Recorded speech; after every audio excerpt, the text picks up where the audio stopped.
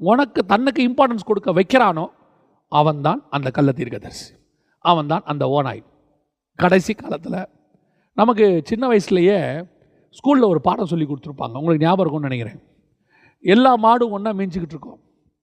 அதில் ஒரு சிங்கம் எல்லா மாடும் ஒன்றா இருக்கும்போது ஜெயிக்க முடியாதுன்னு தெரியும். அந்த சிங்கம் பண்ணுற ஃபஸ்ட்டு வேலை என்ன தெரியுமா? 4 மாடையும் பிரிக்கும், தனித்தனியாக பிரிச்சிடும். அதுக்கப்புறம் ஒவ்வொரு மாடாக அடிக்கும். இவ்வளோ தான்.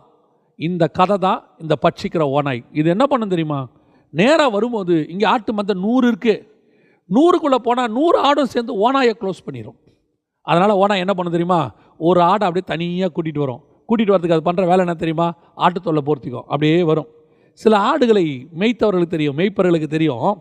செம்மறி ஆடு பார்த்திங்கன்னு சொன்னால் கும்பலாக மேயும், வெள்ளாடு பார்த்திங்கன்னா தனியாக மேயும். இந்த வெள்ளாட்டை ஈஸியாக நீங்கள் கூட்டிகிட்டு போயிடலாம் தனியாக, ஏன்னா அது தனித்தனியாக தான் மேயும்.